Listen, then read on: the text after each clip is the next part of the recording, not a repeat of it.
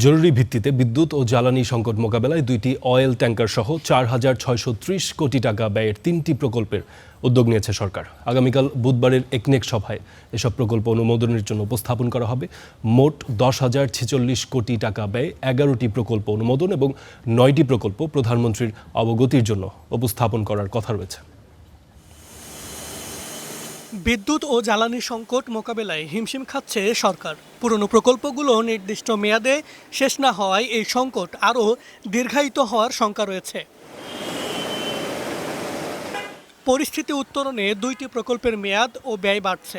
তেল আমদানির সুবিধার জন্য প্রায় 1500 কোটি টাকা ব্যয়ে দুইটি অয়েল ট্যাংকার কেনার প্রস্তাব পাঠানো হয়েছে। এই প্রকল্পটি বাস্তবায়ন হবে জুলাই 2026 থেকে ডিসেম্বর 2028 পর্যন্ত।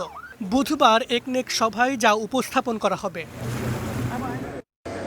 এদিকে জামালপুরের 100 মেগাওয়াট সৌর বিদ্যুৎ কেন্দ্র নির্মাণ প্রকল্পের সংশোধিত ব্যয় বেড়ে দাঁড়াচ্ছে 1,612 কোটি টাকা। 2027 সালের জুনের মধ্যে প্রকল্পটি বাস্তবায়নের কথা। অন্যদিকে ঢাকায় ডেস্কো এলাকায় বৈদ্যুতিক অবকাঠামো সম্প্রসারণ ও শক্তিশালীকরণ প্রকল্পের ব্যয় প্রথম সংশোধনীতে বেড়ে হচ্ছে 2,899 কোটি টাকা। সেই সঙ্গে প্রকল্পের মেয়াদ 2 বছর বাড়িয়ে 2028 সালের মার্চ পর্যন্ত বাড়ানোর প্রস্তাব রয়েছে। এছাড়া দক্ষিণ পশ্চিমাঞ্চলীয় ট্রান্সমিশন গ্রিড সম্প্রসারণ প্রকল্পের দ্বিতীয় সংশোধিত ব্যয় দাঁড়িয়েছে প্রায় 42 কোটি টাকা। আর ঢাকার গুলশানে মাটির নিচে উপকেন্দ্র নির্মাণ প্রকল্পটি অসমাপ্ত রেখেই সমাপ্ত করার প্রস্তাব পাঠানো হয়েছে।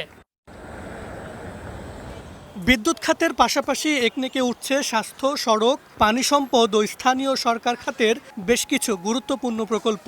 এর মাঝে আছে তুরাগ নদী সুরক্ষা প্রকল্পে 567 কোটি টাকার ব্যয় প্রস্তাব। মাহাবুল ইসলাম, স্টার নিউজ, ঢাকা।